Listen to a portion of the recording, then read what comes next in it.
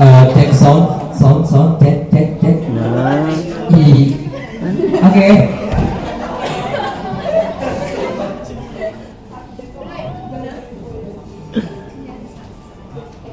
kan.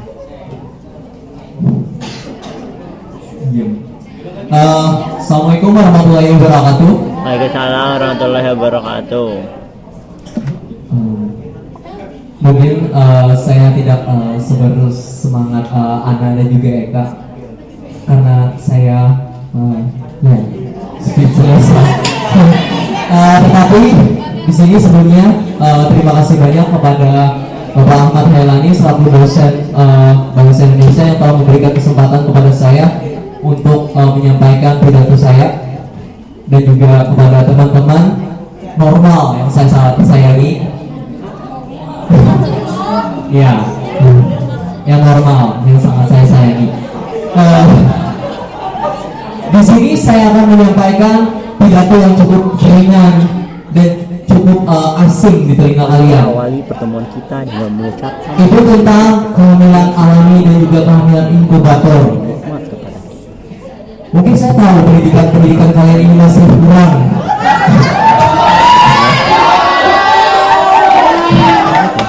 Makanya di sini saya berniat untuk menambah pengetahuan kalian.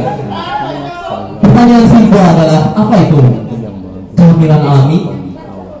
Dia sangat mencintai. Jawabannya juga simpel. Kehamilan alami itu adalah proses ibu mengandung anak di dalam rahimnya selama 9 bulan dan juga 9 hari. Itu kehamilan alami. Sedangkan kehamilan inkubator, kehamilan inkubator mungkin kalian tidak pernah temui di rumah sakit UIN, di rumah sakit Islam, atau di rumah sakit di Indonesia, karena teknologi di negara kita masih sangat rendah sekali. Oke, di sini inkubator itu adalah kehamilan di mana teknologi juga diciptakan membentuk seperti rahim ibu. Jadi bayi seperti hidup di rahim, tetapi di dalam sebuah alat atau tabung yang memiliki karbon dan juga kadar oksigen yang sama seperti di dalam rahim ibu. Jadi itu adalah sebuah kemajuan teknologi yang sudah ada di Eropa, juga negara berkembang seperti Malaysia dan juga Singapura, sebagai satu-satunya rumah sakit yang bisa mengadakan kehamilan inkubator ini. Kenapa? Karena coba kita lihat background di benua Eropa. Rata-rata mereka wanita, terutama wanita, mereka sibuk karir dalam modeling, artis dan lain-lain. Dan juga mereka tidak punya banyak waktu seperti di negara Indonesia yang kebanyakan ibu-ibu sekitar berapa jam ya? 8 jam sehari mungkin lebih dihabiskan untuk menggosip sambil menyanyi ikan. Istilah Inggrisnya seperti itu. Ya, seperti itu bahasa Inggrisnya. Kemudian kita tanya alasannya kenapa sih wanita-wanita Eropa itu memilih untuk menggunakan inkubator. Jawaban yang paling logis di sini adalah, pertama, inkubator itu adalah praktis. Kemudian dia juga tidak mengalami rasa sakit saat kehamilan, rasa sakit saat melahirkan, karena di inkubator itu tidak berkaitan dengan rahim ibu. Dia cuma di alat, tapi bisa lahir bayi dari genetik kita. Nah, di sini saya jelaskan lagi alasan-alasan wanita Eropa memilih kehamilan inkubator. Yang pertama, mereka itu tidak menginginkan kehamilan, karena rata-rata wanita Eropa walaupun mereka sudah menikah, mereka tidak ingin hamil. Entah itu resikonya kematian dan resiko pajak yang tinggi dan lain-lain. Yang kedua adalah wanita menjaga penampilan mereka. Mereka takut gendut, mereka takut ada luka-luka yang meninggalkan jejak pada genital mereka, sehingga mereka berpendapat bahwa suami atau laki-laki mereka tidak akan mencintai mereka karena mereka sudah mengalami penurunan dalam hal struktur dari genital mereka. Kemudian yang ketiga adalah mereka percaya bahwa kehamilan inkubator itu adalah kehamilan yang 100% aman. Karena apa? Karena itu sangat canggih, tidak membutuhkan rahim, tidak membutuhkan nutrisi dari ibu, tetapi langsung kita kontrol di tabung inkubator. Tetapi di sini saya ingin menegaskan saya sebagai manusia ke alam dunia juga pembidato di sini, saya menegaskan bahwa saya menolak itu. Pertama, ayah dan ibu. tidak adanya ikatan emosional di antara ibu dan juga janin. Itu sejak pertama kehamilan oleh ibu-ibu, mereka sudah mengalami keterikatan emosional sejak dalam lahir. Janin bisa merasakan ibu bisa merasakan bibit janin, ibu bisa merasakan pergerakan janin. Sedangkan di inkubator, ibu tidak pernah merasakan pergerakan, ibu tidak pernah merasakan tendangan-tendangan yang lucu dari bayinya. Kemudian yang kedua, ini adalah mengenai yang paling menanggung penghormatan seorang ibu. Bayangkan jika seorang ibu mengecilkan mengandung kita selama 9 bulan 9 hari dan kita percaya bahwa mereka tidak mencintai kita, itu sangat besar. Semua yang ibu lakukan ketika mengandung kita, mereka semakin hari semakin tumbuh cintanya kepada kita. Beda dengan bayi inkubator, mereka dikontrol oleh dokter, mereka diatur oleh perawat dan lain-lain. Beda dengan ibu. Ketika ibu mengandung kita, otomatis mereka akan mempersiapkan segalanya untuk kita. Dan yang terakhir adalah